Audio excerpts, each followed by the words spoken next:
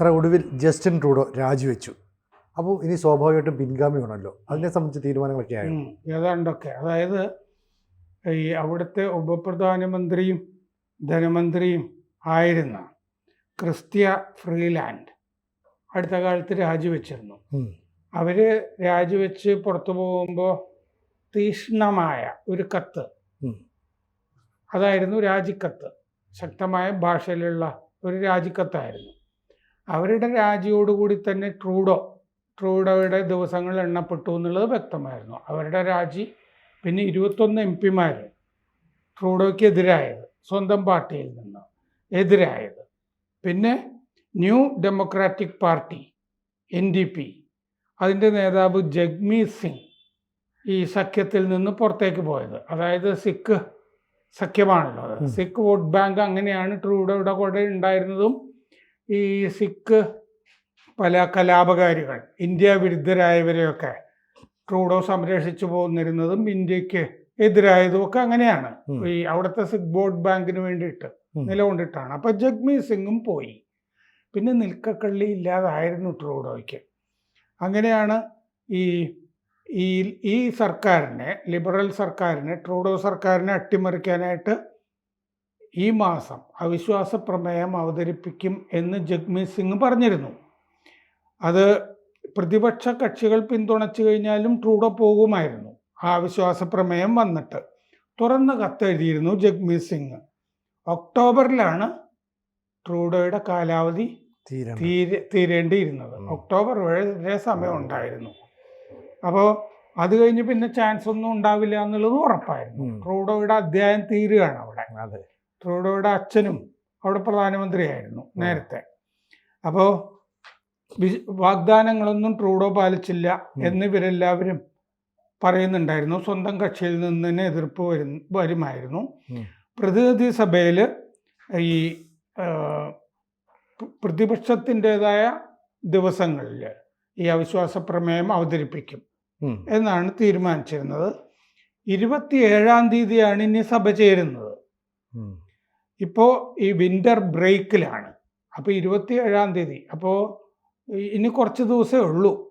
2 ആഴ്ച കഴിഞ്ഞ് കഴിഞ്ഞാൽ എങ്ങനെയായാലും അവിശ്വാസ പ്രമേയം പാസ്സായി തന്നെ പുറത്തു പോകുമായിരുന്നു എന്നുള്ള അവസ്ഥയിലാണ് ട്രൂഡോ പോകുന്നത്. 21 ലിബറൽ MP ഈ മറ്റേ ട്രൂഡോ വിരുദ്ധർ, അവർക്ക് നേതൃത്വം നൽകിയിരുന്നത് ക്രിസ്ത്യ ഫ്രീലാൻഡാണ്. ഉപപ്രധാനമന്ത്രിയും ഫിനാൻസ് മിനിസ്റ്ററും ആയിരുന്നത്. ഈ താരിഫ് കൂട്ടും എന്ന് പറഞ്ഞിട്ട് ട്രംപിൻ്റെ ഒരു ഭീഷണി ഉണ്ടല്ലോ, 51ാമത്തെ സംസ്ഥാനമാകാം എന്നൊക്കെ പറഞ്ഞിട്ട്, അതൊക്കെ പറഞ്ഞിട്ടാണ് അവർ രാജിവെച്ച് പോയത്. ഇപ്പോൾ ട്രൂഡോ രാജിവെച്ചപ്പോഴും ട്രംപ് പറഞ്ഞത് എന്താണ്? ഞാൻ മുമ്പേ പറഞ്ഞതാണ് 51ാമത്തെ സംസ്ഥാനമാകാം എന്നാണ് ട്രംപ് ഇപ്പോഴും പറഞ്ഞത്. അതെ. അപ്പോൾ ക്രിസ്ത്യ ഫ്രീലാൻഡിന്റെ പശ്ചാത്തലം എന്താന്ന് വെച്ച് കഴിഞ്ഞാൽ പഴയ പത്രപ്രവർത്തകയാണ് അവര്. പിന്നെ ഈ ട്രൂഡോ തന്നെ അവരെ വളർത്തിക്കൊണ്ടുവന്നതാണ്. അപ്പോൾ ലിബറൽ MP അവരുടെ പിന്നാലെ ഉണ്ട്, കൂടുതൽ MP അവരുടെ പിന്നാലെ ഉണ്ട് എന്നാണ് കരുതുന്നത്. അപ്പോൾ ഡിസംബർ 16-നാണ് അവർ രാജിവെച്ച് പോയത്. ട്രംപിൻ്റെ താരിഫ് വെല്ലുവിളിക്ക് പിന്നാലെ ട്രൂഡോയുടെ പാത വ്യത്യസ്തമാണെന്ന് അവർ കത്തിൽ പറഞ്ഞിരുന്നു. രണ്ടുപേരുടെയും പാതകൾ തമ്മിൽ ഇനി യോജിക്കുകയില്ല എന്ന് പറഞ്ഞിരുന്നു. ഈ ക്രിസ്ത്യ ഫ്രീലാൻഡിൻ്റെ ഒരു ജീവചരിത്രം കാനഡയിൽ ഇറങ്ങിയിട്ടുണ്ട്. ആ ജീവചരിത്രം ഇറങ്ങിയിരിക്കുന്നത് കാതറിൻ സാൽക്കിസ് ആണ്. അതിൽ കുറേ വിവരങ്ങൾ ഇവരെ പറ്റിയിട്ടുണ്ട്. ഹാർവാർഡിൽ പഠിച്ചതാണ് അവർ. ക്രിസ്ത്യ ഒരു ദശകം മുമ്പ്, ഒരു ദശകമായുള്ള രാഷ്ട്രീയത്തിൽ വന്നിട്ട് ട്രൂഡോ കൊണ്ടുവന്നതാണ്. 20 കൊല്ലം പത്രപ്രവർത്തകയായിരുന്നു. ടൊറൻറ്റോയിൽ നിന്ന് 2013 MP ആയി. ടൊറൻറ്റോയാണ് അവരുടെ മണ്ഡലം. 2015 ട്രൂഡോ പ്രധാനമന്ത്രിയായി. 2019 ശേഷം ട്രൂഡോയും ഈ ക്രിസ്ത്യയും തമ്മിൽ വലിയ ഗാഢമായ സൗഹൃദം രൂപപ്പെട്ടു. പ്രതിസന്ധികളിൽ എപ്പോഴും ഇവരെ ആണ് മറ്റേ ട്രൂഡോ കൂടെ ചോദിച്ചുകൊണ്ടിരുന്നൊക്കെ, എങ്ങനെ ഈ പ്രതിസന്ധി തരണം ചെയ്യാം എന്നൊക്കെ, ഉപദേശമൊക്കെ ചോദിച്ചു ട്രബിൾ ഷൂട്ടർ എന്നുള്ളതിലേക്ക് അവരാണ് നിന്നിരുന്നത്. ഈ north US free trade agreement 2019 അതിന് രൂപം കൊടുത്തത് ഈ ക്രിസ്ത്യ ആണ്. വാണിജ്യമന്ത്രി എന്നുള്ള നിലയ്ക്കാണ് അന്ന് അത് ചെയ്തുകൊണ്ടിരുന്നത്. ഗതാഗത മന്ത്രി ഇപ്പോൾ അവിടെ അനിത ആനന്ദ് ആണ്, ഇന്ത്യൻ പശ്ചാത്തലമുള്ള. അവരും ഈ ക്രിസ്ത്യയും കൂടിയാണ് കോവിഡൊക്കെ കൈകാര്യം ചെയ്ത് ശരിയാക്കിയത്.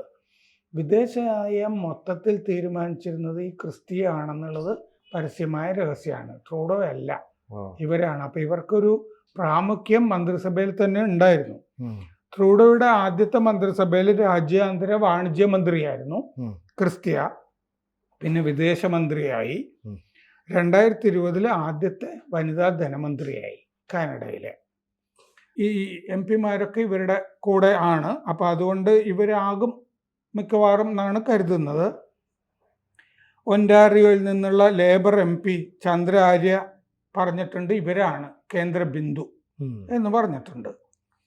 പക്ഷേ ഈ പുതിയതായിട്ടൊരു ധനമന്ത്രിയെ എടുത്തിരുന്നല്ലോ ട്രൂഡോ, ഡൊമിനിക് ലെ ബ്ലാൻസ്.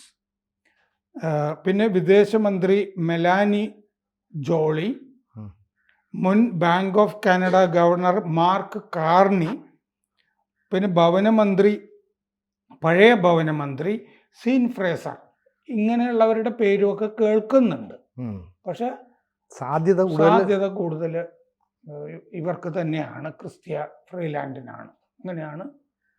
ശരിക്കും പറഞ്ഞാൽ ഈ കാനഡയിലെ ജനങ്ങൾ മാത്രമല്ല, സ്വന്തം പാർട്ടിയിലെ ആൾക്കാരും ഈ ട്രൂഡോയെ വീർത്തു. അപ്പോൾ ഈ നരേന്ദ്രമോദി സർക്കാരിനെതിരായിട്ട് കുറേ കാര്യങ്ങളൊക്കെ തുറന്നു പറയുകയും ട്രംപ് ഒരുപക്ഷെ ഞങ്ങളുടെ സുഹൃത്തായ മോദിയെക്കുറിച്ച് അങ്ങനെയൊന്നും പറയണ്ട എന്നുള്ള ചിന്തയൊക്കെ കൂട്ടി ഇതിനെ കണക്ട് ചെയ്ത് വരുന്നുണ്ട്. അതിനകത്ത് എന്തെങ്കിലുമൊക്കെ യാഥാർത്ഥ്യം ഉണ്ടാവും? അതായത് ഈ മറ്റേ ജഗ്മീത് സിംഗിന്റെ കാര്യം പറഞ്ഞല്ലോ, ജഗ്മീത് സിംഗ് കൂടെ ഉള്ളത് കൊണ്ട്, NDP എന്ന് പറഞ്ഞ പാർട്ടി കൂടെ ഉള്ളത് കൊണ്ട്, പിന്നെ സിഖ് വോട്ട് ബാങ്കും ഉണ്ടല്ലോ. അതെ. ഇപ്പോൾ ഉദാഹരണത്തിന് കനിഷ്ക വിമാന അപകടം, ഈ ഖലിസ്ഥാൻ തീവ്രവാദികളെല്ലാം കൂടി നടത്തിയത്, 100-300ഓളം പേര് കൊല്ലപ്പെട്ട സംഭവമാണ്. പക്ഷേ ആ സിഖുകാരുടെ ഒന്നും വേണ്ടത്ര ശിക്ഷയൊന്നും മേടിച്ചു കൊടുക്കാൻ ട്രൂഡോ ശ്രദ്ധിച്ചില്ല. അനധികൃതമായിട്ട് ആയുധം കൈവശം വെച്ചു എന്നുള്ള കേസ് മാത്രമാണ് അവരുടെ പേരിൽ ഉണ്ടായിരുന്നത്. അല്ലാതെ ഇത്തരം പേരെ കൊന്നതിനൊന്നും കേസ് ഉണ്ടായിരുന്നില്ല. അപ്പോൾ കനേഡിയൻ ജനതയ്ക്ക് അതിനോട് എതിർപ്പുണ്ടായിരുന്നോ? കനേഡിയൻ ജനതയോട് എതിർപ്പ് എന്നുള്ളതല്ലല്ലോ ഞാൻ പറഞ്ഞു വരുന്നത്. എന്താണെന്ന് വെച്ചാൽ ഈ സിഖ് വോട്ട് ബാങ്കിനെ, അതായത് ഖലിസ്ഥാൻ തീവ്രവാദികളെ പിന്തുണച്ചുകൊണ്ട് സിഖ് വോട്ട് ബാങ്ക് നേടുക എന്നുള്ളതാണ് ട്രൂഡോ ചെയ്തുകൊണ്ടിരുന്നത്. ഇന്ത്യയുമായിട്ട് മര്യാദയ്ക്ക് പോകണം എന്നല്ല, ഇന്ത്യയിൽ തന്നെ ഇന്ത്യക്കെതിരായി പ്രവർത്തിച്ചുകൊണ്ടിരിക്കുന്ന ഖലിസ്ഥാൻ തീവ്രവാദികളുടെ കൂടെ നിൽക്കുക എന്നുള്ള നയമാണ് ട്രൂഡോ സ്വീകരിച്ചത്. നമ്മൾ ഇന്ത്യ പിന്നെ ആണ് നിജ്ജർ വധശ്രമത്തിൻ്റെ പിന്നിൽ എന്നൊക്കെ പറഞ്ഞില്ലേ. പിന്നെ പന്നുൻ ഇന്ത്യക്കെതിരെ പറഞ്ഞുകൊണ്ടിരുന്നപ്പോൾ ഇത്തരം ആളുകളെയൊക്കെ ട്രൂഡോ കൂടെ കൊണ്ട് നടക്കുകയാണ് ചെയ്തുകൊണ്ടിരുന്നത്. പിന്നെ ഈ ഖലിസ്ഥാൻ തീവ്രവാദികളാണെങ്കിൽ ഇത്തരം ആളുകളൊക്കെ ഈ ഡ്രഗ് ട്രേഡിൻ്റെ അകത്തുണ്ടല്ലോ. ഈ ട്രംപ് വന്നിട്ട് ഭീഷണിപ്പെടുത്തി കഴിഞ്ഞപ്പോൾ അവിടെ ഖലിസ്ഥാൻവാദികൾ നടത്തിക്കൊണ്ടിരിക്കുന്ന ഡ്രഗ് ട്രേഡിനെതിരെ ചില നടപടികളൊക്കെ ട്രൂഡോ എടുക്കുന്നൊക്കെ ഉണ്ടായിരുന്നു. പക്ഷെ വൈകിപ്പോയിരുന്നു. ഒന്നാമത് പിന്നീട് അവിടെ ഒരു അന്വേഷണ കമ്മീഷന്റെ മുമ്പിൽ തന്നെ ട്രൂഡോ പറഞ്ഞിരുന്നു, ഞാൻ ഇന്ത്യക്കെതിരെ പറഞ്ഞിരുന്നത് തെളിവിൻ്റെ ഒന്നും പിൻബലത്തിലല്ല എന്ന് കമ്മീഷന്റെ മുമ്പിൽ പറയേണ്ടി വന്നു. വെറുതെ രാഷ്ട്രീയം കളിക്കുകയായിരുന്നു. അതാ സാർ ഞാൻ ചോദിച്ചത്. അതായത് അപ്പം ഈ കാനഡയിലെ ജനങ്ങളെ പോലും പരിഗണിക്കാതെ ഈ ഖലിസ്ഥാൻവാദികൾക്ക് അനാവശ്യമായ പിന്തുണ കൊടുത്തു. അപ്പോൾ അവിടുത്തെ തൊഴിലില്ലായ്മ ഉൾപ്പെടെ വർദ്ധിക്കുന്നു, സാമ്പത്തിക തകരാറിലാകുന്നു. അപ്പോൾ കാനഡയിലെ ജനങ്ങൾക്ക് മനസ്സിലായില്ല ഇയാൾ അനാവശ്യമായി മറ്റുള്ളവരെ പ്രീണിപ്പിക്കാൻ ശ്രമിക്കുകയാണ്. ഇയാളെന്താന്ന് വെച്ച് കഴിഞ്ഞാൽ ഇപ്പോൾ ഈ ജനപ്രിയതയുടെ വോട്ടുകളൊക്കെ വരുമല്ലോ, സർവേ, ഇതിലൊക്കെ ഇഷ്ടം പോലെ പുറകോട്ട് പിന്നിലായിരുന്നു അല്ലേ ഒരുപാട്. ഇയാളെ ആർക്കും വേണ്ടാതായിരുന്നു. അതായത് ഈ വിദേശ നയത്തിലും കൊള്ളില്ല, മറ്റുള്ളവരോടുള്ള പെരുമാറ്റത്തിലും കൊള്ളില്ല, വീട്ടിലും കൊള്ളില്ല എന്നുള്ള അവസ്ഥയിലാണ്. നാട്ടിലും വേണ്ട, ഇന്ത്യക്കും വേണ്ട, അമേരിക്കയ്ക്കും വേണ്ട, ട്രംപിനും വേണ്ട. ട്രംപ് എന്തായാലും വരുന്നതോടുകൂടി മറ്റേ എലൺ മസ്ക് ഒക്കെ സംസാരിച്ചിരുന്നല്ലോ ഇയാൾക്കെതിരെ. മാത്രമല്ല ട്രംപിന്റെ ഒരു കോഫി മറ്റേ പുസ്തകം വന്നിരുന്നല്ലോ, ട്രംപിൻ്റെ ഒരു മറ്റേ ആത്മകഥ പോലൊരു പുസ്തകം പ്രചാരണ കാലത്ത് വന്നിരുന്നു. അപ്പോൾ അതിൻ്റെ അകത്ത് ഈ ട്രൂഡോ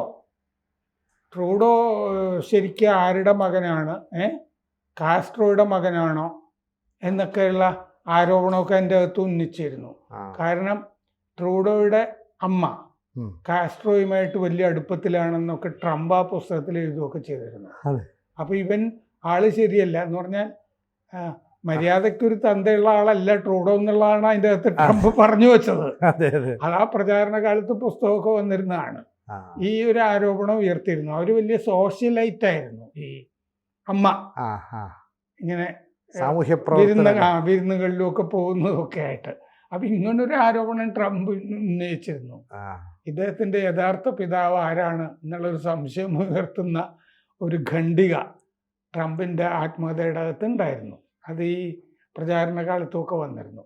അപ്പൊ എന്തായാലും അമേരിക്ക ട്രംപ് വന്നതോടുകൂടി ഒന്നാമത് അമേരിക്കയുമായിട്ടാണ് വലിയ കച്ചവടം കാനഡയ്ക്ക് എല്ലാ തരത്തിലും, പ്രതിരോധവും അല്ലാത്തതും ഒക്കെ ആയിട്ടുള്ള 75% ട്രേഡും അമേരിക്കയായിട്ടാണ്. അപ്പോൾ ഈ താരിഫ് കൂട്ടുന്നതോടുകൂടി തന്നെ സാമ്പത്തിക ഫീസ് കൂട്ടുമായിരുന്നു. പിന്നെ ട്രംപ് പറഞ്ഞത് എന്താന്ന് വെച്ചാൽ ഇയാള് കാരനാണ് അവിടെ നിന്ന് കുടിയേറ്റക്കാര് അമേരിക്കയിലേക്ക് ധാരാളം വരുന്നതെന്ന് പറഞ്ഞിട്ട്. എന്നിട്ട് ഏതാണ്ട് 3.25 ലക്ഷം അല്ലേ 96,000 ഇന്ത്യക്കാരോ മറ്റോ അനധികൃത കുടിയേറ്റക്കാരെ പുറത്താക്കുകയും ചെയ്തു, ഈ കാനഡ വഴിയൊക്കെ വന്നതായിട്ട്. അപ്പൊ കാനഡ അതിർത്തി തുറന്നിടുന്നു എന്നുള്ള ആരോപണമൊക്കെ ഉന്നയിച്ചിരുന്നു. എന്തായാലും കഷ്ടകാലമായിരുന്നു, 7.5 ശനിയായിരുന്നു ട്രൂഡോയ്ക്ക് എന്നുള്ളത് നമുക്ക് ജാതകം നോക്കാതെ തന്നെ പറയാവുന്നതാണ് എല്ലാ തരത്തിലും. അല്ലെങ്കിൽ ഇപ്പോൾ അവിശ്വാസ പ്രമേയം ഒന്നും പുറത്താകുമായിരുന്നു. ഏതായാലും ഇവര് ട്രംപുമായിട്ട് മര്യാദയ്ക്ക് പോകുന്ന ആളായിട്ടാണ് അറിയപ്പെടുന്നത്, ഈ ക്രിസ്ത്യ. അതുകൊണ്ട് ചിലപ്പോൾ ഇനി ക്രിസ്ത്യ വന്നു കഴിഞ്ഞാൽ വേണ്ട 51ാമത്തെ സംസ്ഥാനമാകണ്ട ഇനി എന്ന് ട്രംപ് പറയാൻ ന്യായമുണ്ട്. കൂടുതൽ വാർത്തകളും വിശേഷങ്ങളും നിങ്ങളിലേക്ക് എത്താൻ ABC മലയാളം സബ്സ്ക്രൈബ് ചെയ്യുക, ബെൽ ബട്ടണും അമർത്തുക.